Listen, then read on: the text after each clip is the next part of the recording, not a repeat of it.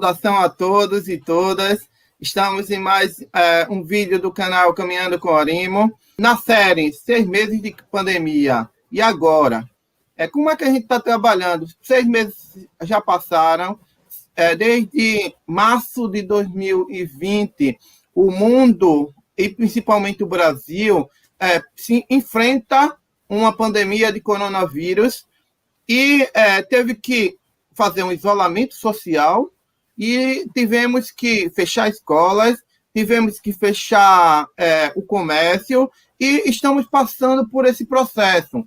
Muitas pessoas tiveram dificuldade de adaptação e outras pessoas conseguiram tirar grandes lições nesse período. Procurar respostas para isso é o nosso principal objetivo nessa série 6 meses de pandemia e agora. Hoje temos o prazer de ter Emily Barreto aqui, a acadêmica Emily Barreto, acadêmica de Letras da Universidade Federal de Sergipe, e o acadêmico de Engenharia de Produção, Emanuel Melo, lá da Universidade Federal de Sergipe, também lá em São Cristóvão. Então, saudação para vocês, que são nossos convidados nesse vídeo. E vamos começar com uma apresentação. Quem é Emily Barreto? Quem é Emanuel? Então, vamos começar com Emily. Oi, gente. Primeiro, eu quero agradecer ao professor Orimo pelo convite, dizer que é um privilégio estar aqui nesse bate-papo com vocês, né? Eu tive o privilégio de ser aluna do professor Orimo no Instituto Federal de Sergipe, onde eu cursei o ensino médio e o curso técnico integrado em agropecuária. Fui da mesma turma que o Emanuel. Hoje eu curso letras na Universidade Federal de Sergipe, sou poeta cordelista, sou escritora e atuo aí na área da cultura popular. No momento também estou pesquisando aí na área do cordel e estou bem entusiasmada para conversar com vocês hoje sobre essa questão tão importante, né? Que é como ficou a nossa cultura e a nossa ciência durante esse período da pandemia. Oi. E, Elcio, quem é Emanuel Barreto? Não, Barreto o quê? Emanuel Melo. Confundiu tudo. Confundiu Oi, tudo. gente, tudo bom? Eu também quero começar agradecendo ao Orimo pelo convite, para a gente estar aqui conversando um pouquinho sobre cultura e ciência nesse tempo de pandemia. Também fui aluno dele no meu ensino médio, estudei com Emily no IFES Campus Glória e depois entrei na universidade, curso Engenharia de Produção, pela Universidade Federal de Sergipe, só que no campus São Cristóvão, né? Diferente de Emily, que cursa no campus Itabaiana. E estamos aqui para conversar um pouquinho de como essa pandemia influenciou a nossa vida e os impactos dela. Pronto. E vivemos hoje, esse mês de setembro é marcado pelos 6 meses de pandemia. Qual é a avaliação de vocês? Qual é o impacto da pandemia na vida de vocês e na vida da família de vocês? Emily. O impacto é algo inesperado, né? Foi algo que pegou a gente de surpresa. No começo da pandemia, eu estava viajando, então eu saí, eu moro numa república, né, lá em Itabaiana, eu me despedi das meninas e disse que eu retornaria para concluir o período, estava terminando, né, o período da UFES, mas não houve esse retorno, porque eu estava viajando em Natal, e de lá mesmo a UFES já parou as atividades, né, eu soube, e quando eu voltei, já voltei para casa, e teve todo esse primeiro impacto de você se ver com todas as suas atividades, com todos os seus planos e propósitos ali adiados.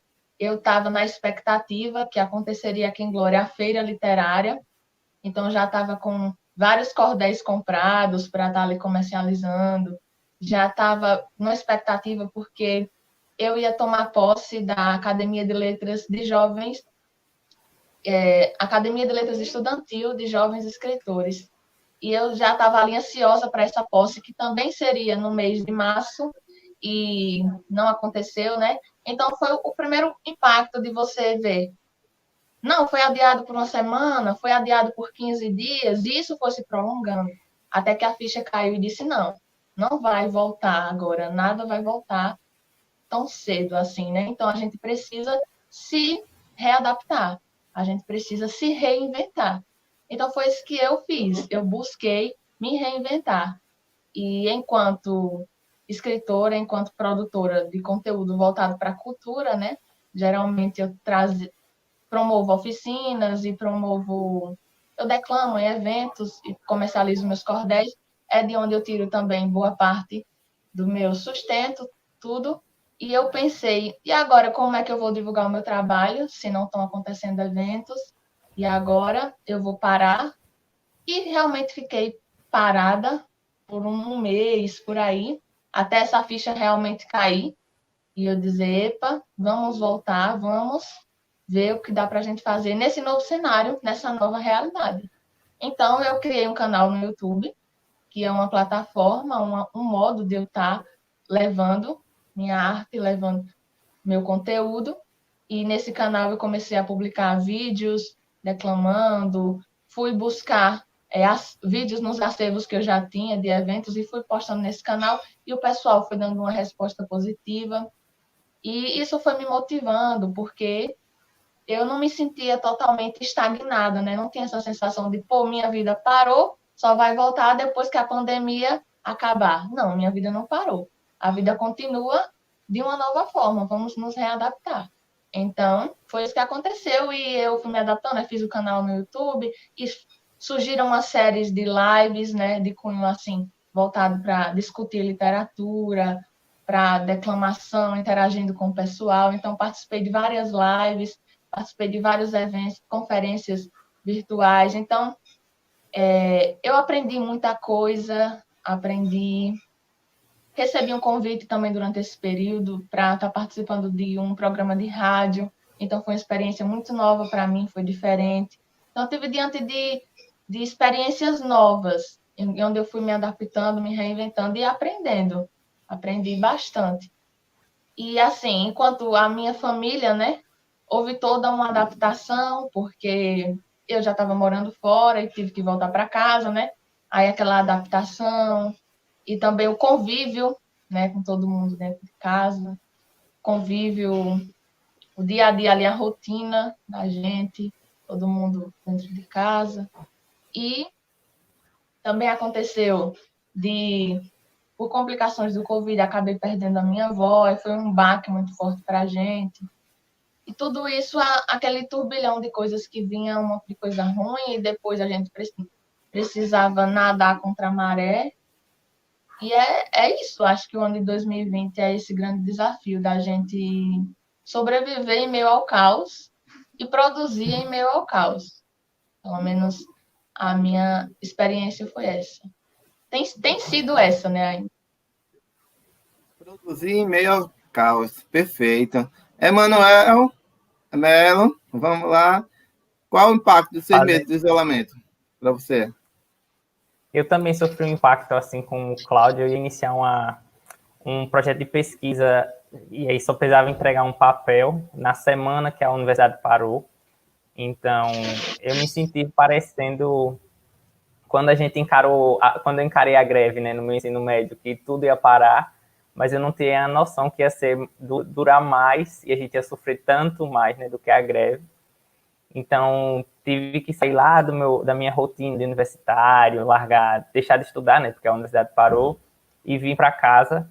E aí vem toda uma influência de você voltar para casa dos seus pais, a sua família estar junta durante um período de tempo enorme, que até eu brinco que a gente nunca passou por isso, né?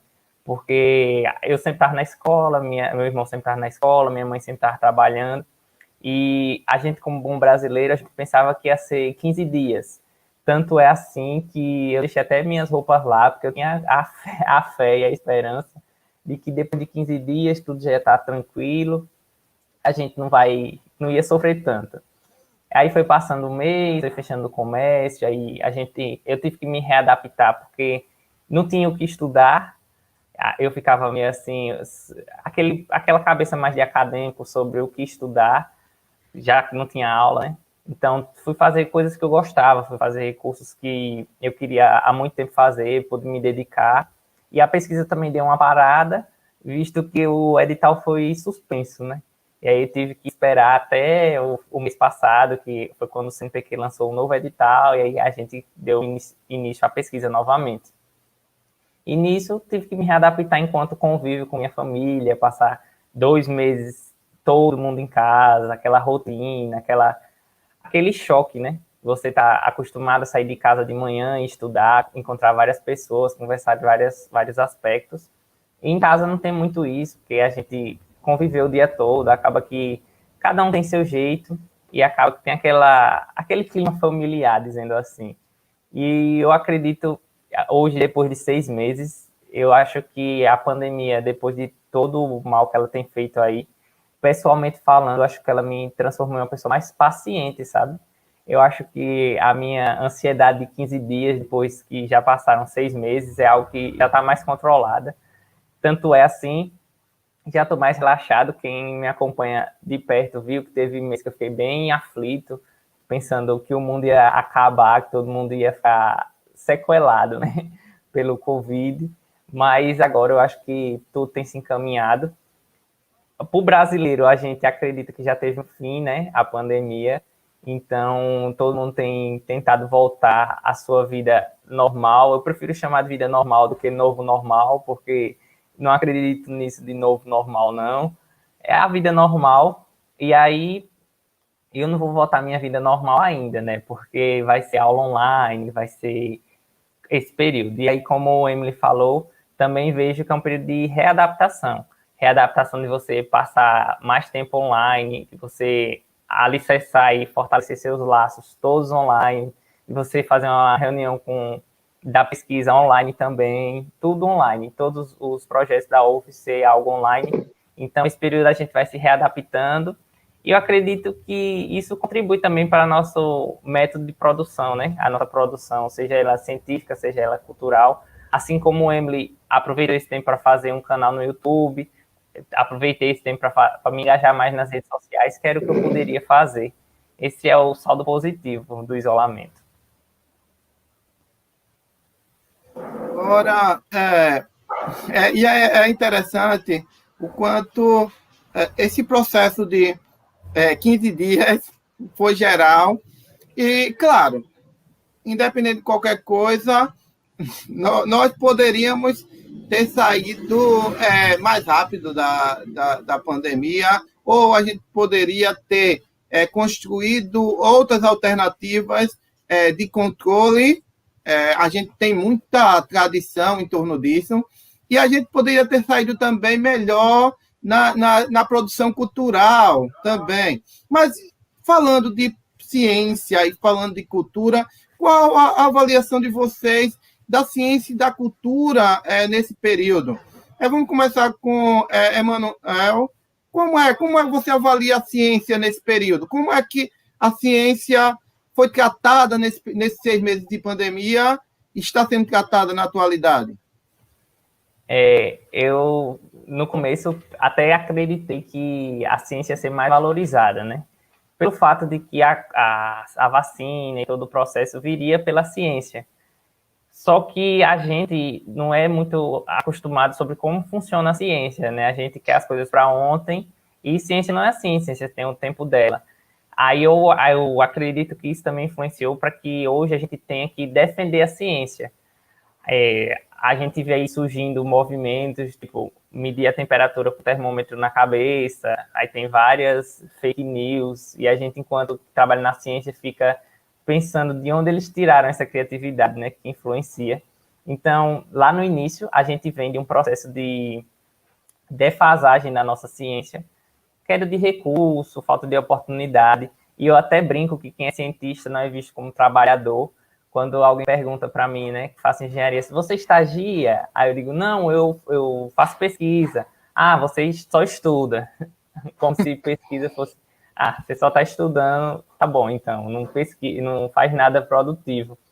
Então, a gente entrou na pandemia, eu pensei que a ciência ia ser elevada, né? Todo mundo ia defender a ciência, e aconteceu por uns 30 dias, um pouquinho, mas depois a gente começou a valorizar mais a ciência do exterior, as vacinas vindo de fora, e a ciência brasileira retornou àquele processo de defasagem, e agora eu acredito que com um aspecto muito importante que a gente não tinha antes, que é o apoio popular em determinados aspectos nessa defasagem da ciência, porque é compreensível, né, que a maioria da população não entenda como é que funciona a ciência, e a gente vem nesse discurso de reduzir recurso, na ideia de que tem muito recurso, só não é gerenciado, sendo isso uma falácia, né? E aí a população agora que precisou da ciência, e a ciência não é assim que reage na mesma velocidade, está nessa ideia de que ciência não é isso tudo, que cientista só vive em laboratório para o futuro, não traz nada, nenhum benefício para o presente. E eu acredito que o nosso papel enquanto cientista é defender e mostrar que a ciência está em todos os aspectos, né? Tem ciência que a gente desenvolve nesse quesito de vacina, tem ciência que a gente desenvolve no quesito mais humano da coisa, no quesito mais de exatas da coisa. Então, eu brinco assim, que a gente nem está na estaca zero, a gente regrediu, e a gente agora vai ter que caminhar enquanto cientista para dizer, olha, a ciência é importante, para todo mundo entender que a ciência é importante e a gente continuar na nossa luta, atrás de recursos, de oportunidades, né, que é sempre difícil para o nosso ramo científico. Claro que quando a gente começa a pensar na ciência brasileira e na questão básica de como é que a gente perdeu o bonde da história, a gente está avançando, e como muitos cientistas, e a gente está falando até que perdeu o apoio popular, mas de dentro da academia também, muitos colegas nossos, pessoas que pensam de forma científica, passaram a dizer, não, o legal é a gente começar a ter parceria com laboratórios estrangeiros. Hoje a gente vai... Qual é o laboratório? Qual é a universidade do exterior que a gente vai se associar? E muitos colegas cientistas, eles começaram a fazer lobby em associação a esses laboratórios estrangeiros, em detrimento a qualquer tipo de ciência brasileira. E até para fazer crítica à ciência brasileira. Então, como é que você avalia esse processo dessa discussão? Hoje, vamos lá, procurar a vacina chinesa, a vacina russa, a vacina inglesa, a vacina americana. Repare que tudo é de fora, tudo é montar parceria. E a gente pensar em produzir alguma coisa brasileiro, ninguém quer. As fórmulas de intervenção que a gente tinha historicamente, desde Fiocruz lá, Oswaldo Cruz, a gente vai deixando de lado em nome de parcerias, que é um nome até bonito. Como é que você avalia isso, esse momento? Eu acredito que o processo de parceria é algo benéfico para a nossa ciência, benéfico para a gente, só que fico com um pé atrás nesse quesito, porque muitas vezes esse processo de parceria não se dá do jeito que a gente idealiza, né? Que a gente idealiza que o conhecimento vai ser algo compartilhado, que o fato de ser uma doença mundial vai ser que as pessoas vão trabalhar em conjunto, e todo esse conhecimento compartilhado vai contribuir para que a ciência seja desenvolvida, querendo ou não, no Brasil, visto que a nossa ciência, quando comparada com de outros países mais desenvolvidos, está um pouco atrás, né? Quesito de verba influencia diretamente. Então, quando eu via esse processo de parceria, eu pensava, que bom, vai vir tecnologias de lá para cá, né? Mas o que aconteceu é justamente o contrário. O que a gente tem de bom, que é o nosso conhecimento enquanto pesquisador, é que está indo para lá, e a gente, de retorno, eu não vejo esse retorno muito de parceria, né? Parece que a gente só está doando e dando o que a gente tem de bom para eles, e eles aí usando para levar o crédito. E agora, na cultura não é diferente. Eu acredito que a gente tem dificuldades, muitas dificuldades na área de cultura, já tinha antes da pandemia, e agora, como é que você avalia, Emily, essa situação da cultura nesses 6 meses?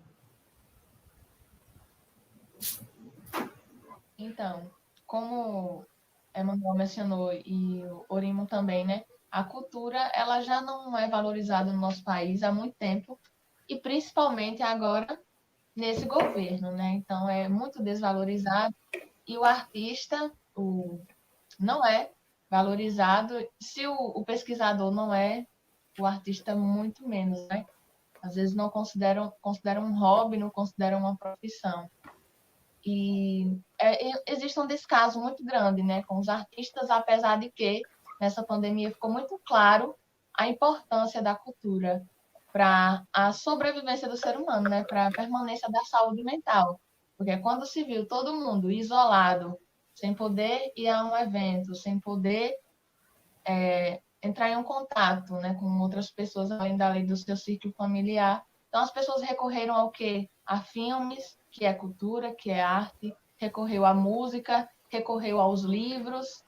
Então, se não fosse a produção cultural, não fosse a produção artística, todo mundo tinha enlouquecido, tinha entrado em um colapso, né? Porque o refúgio de todo mundo agora foi a arte.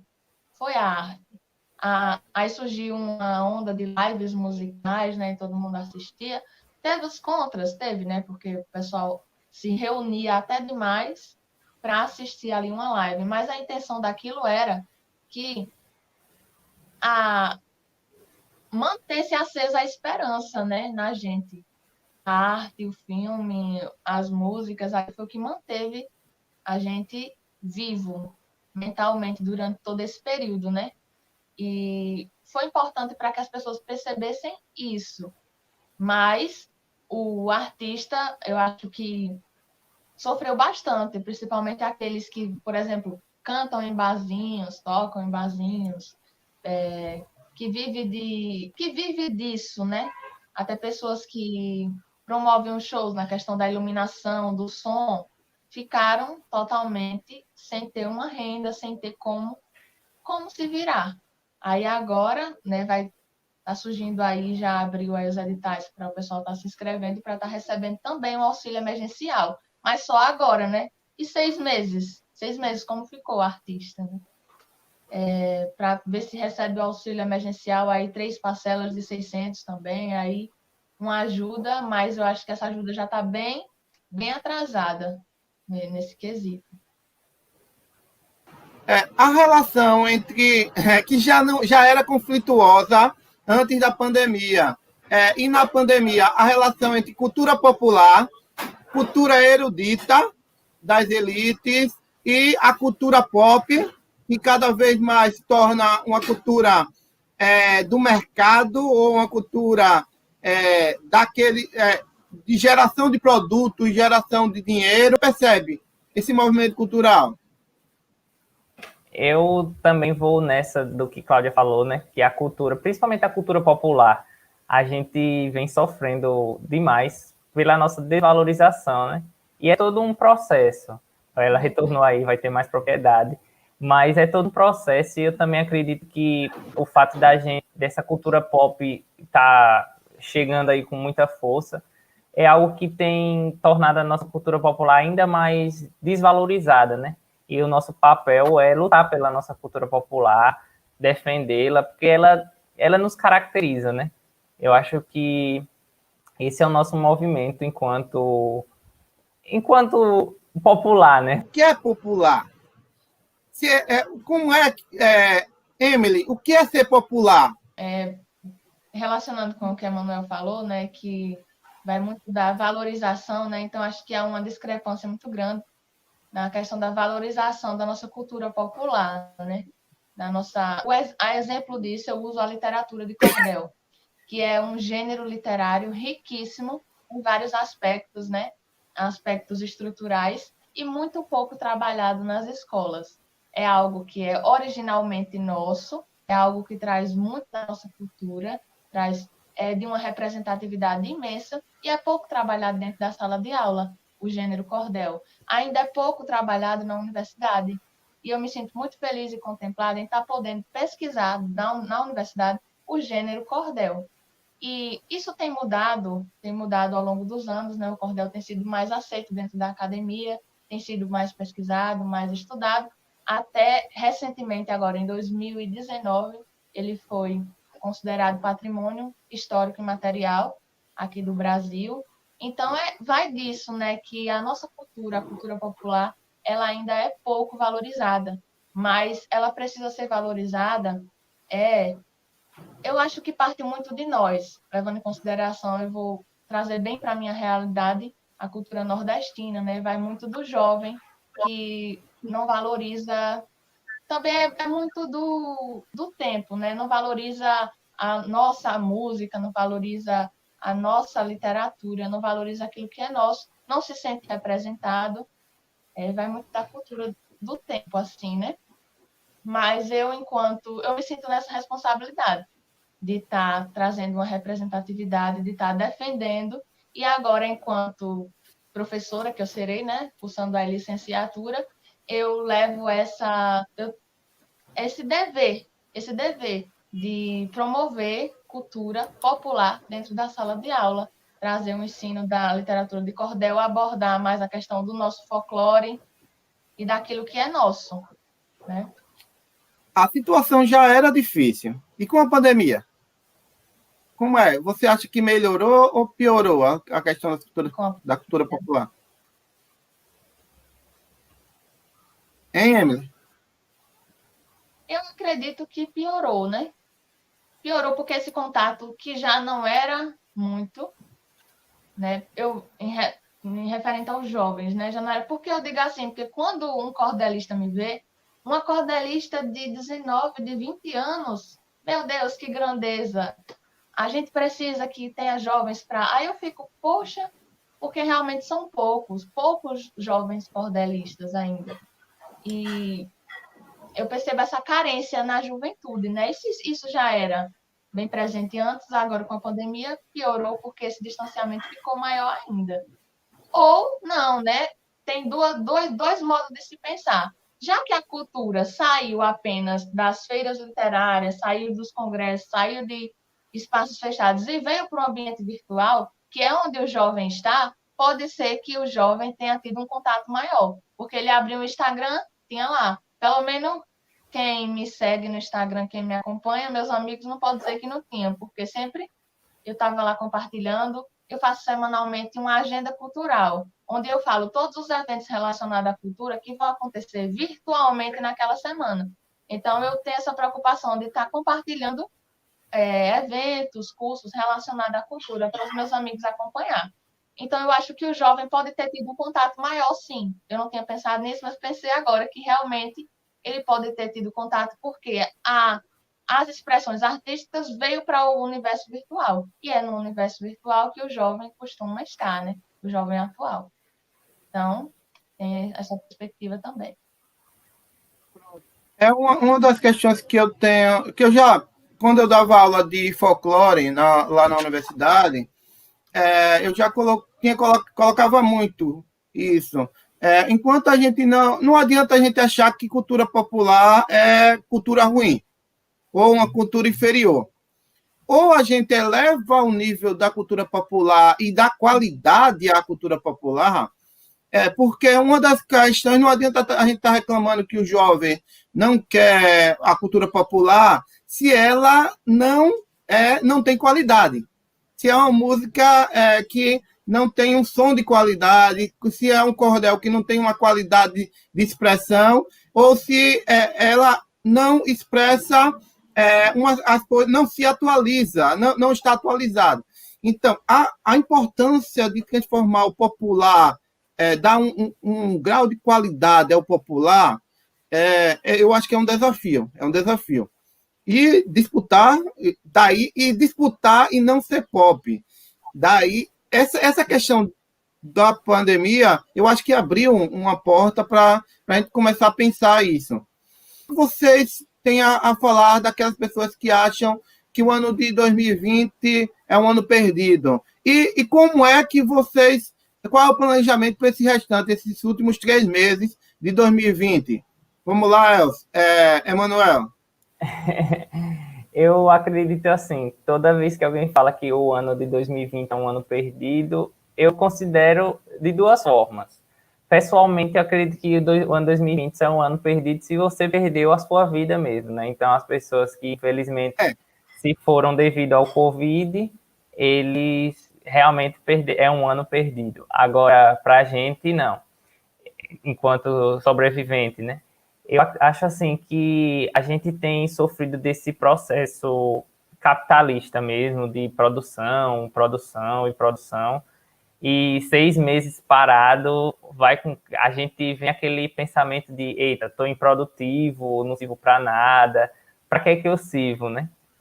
Então, eu acho que a gente tem que ter esse pensamento de que é um processo muito doloroso, mas a gente tem que passar por ele e tem que ter o conhecimento, tem que aprender com ele, né? Então, não é um ano perdido, muito pelo contrário, a gente se reinventou e é algo que a gente vai levar para internamente da gente mesmo, por exemplo, o fato de fazer live, de ficar mais desinibido, ou então até mesmo de ter aula online, apesar de todos os problemas que isso vem por trás, acarreta, é algo que somente um período assim muito difícil proporciona, né? Se a gente não tivesse sofrido por isso, talvez a gente não tivesse esses avanços, né? Esse é o aspecto que eu considero. Então, não gosto desse discurso que é um ano perdido. Mas, em questão de planejamento, a universidade agora está retornando online, e aí eu, enquanto acadêmico, retorno também, vou me aventurar nesse período do EAD. Esse é o planejamento é me readaptar, é um processo de readaptação da readaptação, porque foi uma readaptação do presencial para ficar em casa, e agora vai ser de ficar em casa e estudar online, né? Algo totalmente diferente que nunca passei na vida. Esse é o meu planejamento. Também envolve planejamento do quesito de pesquisa, né? Porque, querendo ou não, esse processo de trabalhar em home office, eu pessoalmente acredito que é um processo que a gente trabalha muito mais, porque a gente está sempre em casa, né? Então não tem aquela pseudo-desculpa dizer, não, tô ocupado, não estou em casa, estou no trânsito. Então a gente, enquanto home office, vai trabalhar mais um pouquinho, e isso envolve também a pesquisa. O meu planejamento passa por isso, desses próximos 3 meses, como essa pesquisa vai ser influenciada pela minha produção em home office. E também uma coisa mais geral desse planejamento, que também envolve a ciência, é o processo eleitoral, né, desse ano. Ano de eleição, a gente tem que estar envolvido nesse processo eleitoral, porque talvez não influencie na nossa realidade local, mas influencia no país como um todo, né? Dependendo de qual discurso seja ganhador nessa eleição, como isso pode influenciar. Por isso que eu gosto também de estar envolvido nesses aspectos. Esses são os meus principais planejamentos até o fim desse ano. Emily.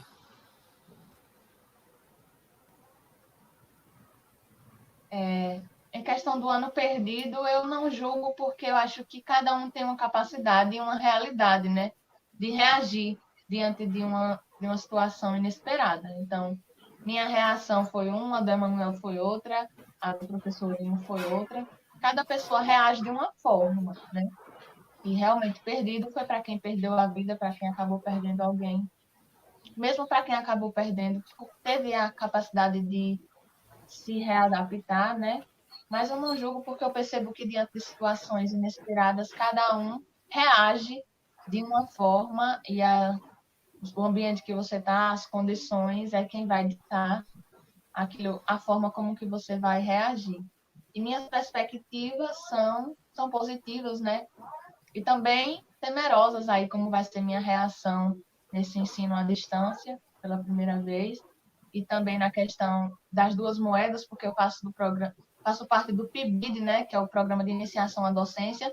Então, eu vou estar tanto do lado do professor que dá aula, né, para esses alunos do ensino fundamental, quanto do lado do aluno que assiste aula em EAD. Então, vai ser um desafio, dois desafios aí para mim: me adaptar enquanto aluno e enquanto professor à distância também. Aí vou dando andamento à minha pesquisa. Durante esse período, eu concluí uma pesquisa com muita dificuldade por conta da distância, eu senti isso, essa distância, e comecei outra, mas já senti uma diferença, porque não estava acostumada para encerrar a primeira pesquisa lá em março não, é abril, maio, em maio, mas agora eu já estou mais adaptada e a pesquisa tem dado bem, mesmo à distância. Então é isso, a gente vai se adaptando e aprendendo. É tudo a gente tirar leite de pedra, é aprendizado. Perfeito, perfeito. E como é que vocês estão vendo a desilusão? Tem muitos jovens que não acreditam mais no futuro, não acreditam, não tem perspectiva de futuro. Pegaram a pandemia, já vinham em decadência, já vinham com dificuldade, e a pandemia foi agravar essas dificuldades cada vez mais. Será que é possível fazer mais e melhor pós-pandemia? E para aqueles que ainda não se encontraram, como é que vocês podem ajudar? É possível dar alguma palavra ou um incentivo, alguma coisa, alguma consideração para essas pessoas que não sabem o que fazer agora no pós-pandemia? E é possível melhorar no pós-pandemia? Emily? Eu acho que a gente, eu digo agora um recado para os jovens que estão nos assistindo, né? Para qualquer pessoa, dependendo.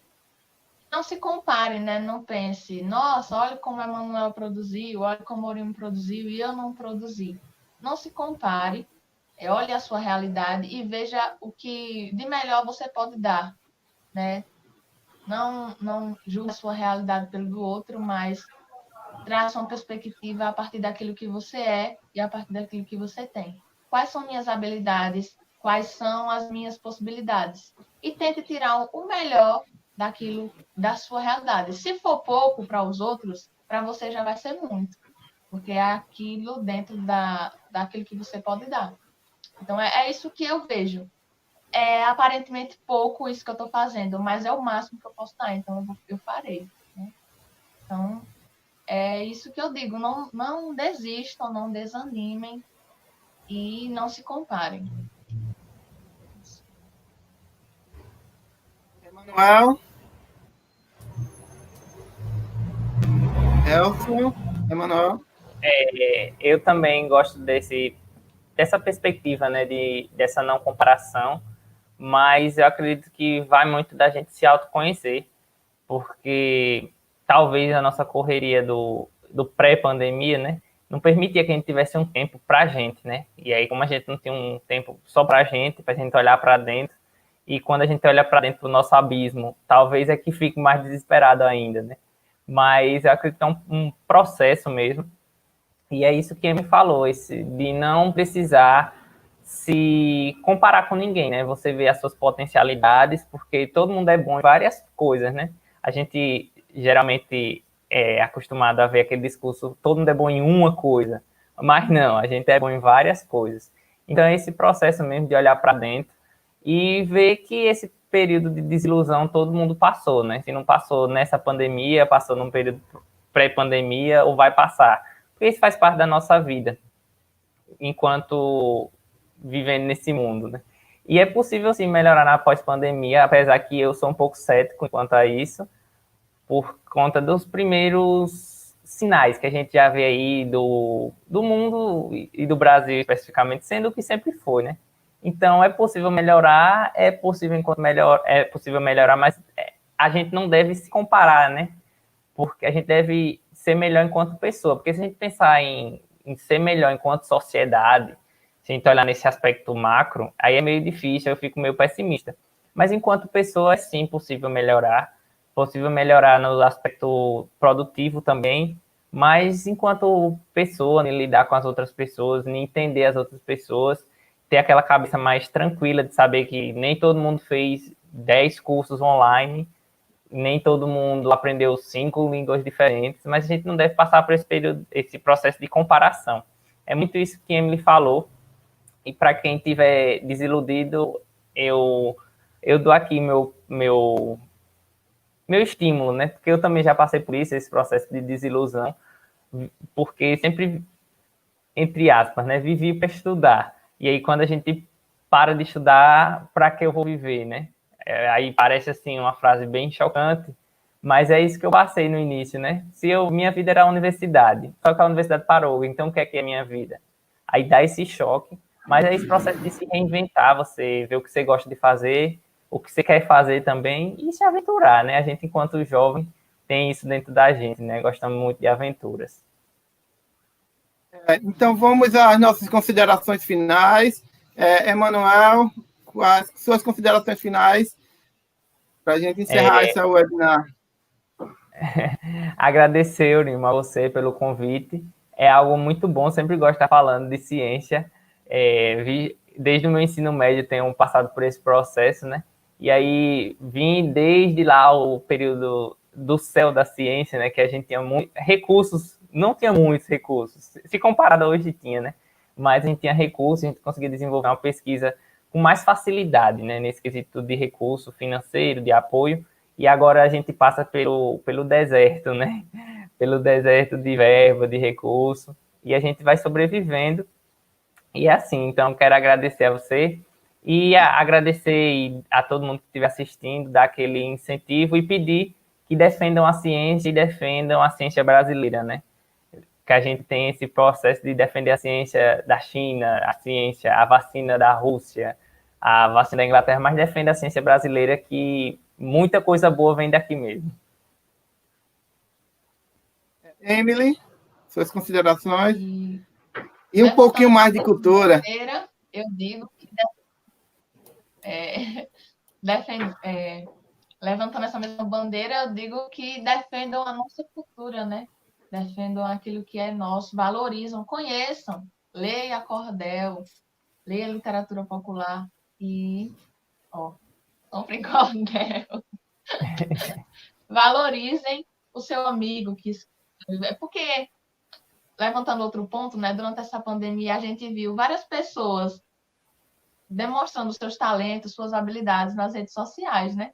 E às vezes a gente não dá um apoio àquele amiguinho que está começando com o canal, aquele amiguinho que está mostrando sua habilidade. Então, valorize o que é nosso, valorize a nossa cultura, conheça a nossa cultura, valorize o seu amigo que está começando aí nas produções artísticas. E eu agradeço demais ao Eurimo pelo convite, por esse espaço tão importante. E aqui na mania de youtuber, né, eu já aproveito para pedir para você deixar o seu like aqui nesse vídeo, compartilhar com seus amigos, porque já é uma forma de você estar valorizando a cultura e a ciência, você compartilhando esse vídeo e levando essa mensagem para mais pessoas. Muito obrigado. Obrigado, Emily, obrigado, Emanuel. E chegamos ao final de mais um webinar aqui, muito produtiva. Eu acho que eu queria passar uma ou 2 horas aqui conversando. Eu acho que tem muita coisa para a gente falar. Então, a gente já está chegando ao final. Obrigado a todos que chegaram até aqui. Então, até mais.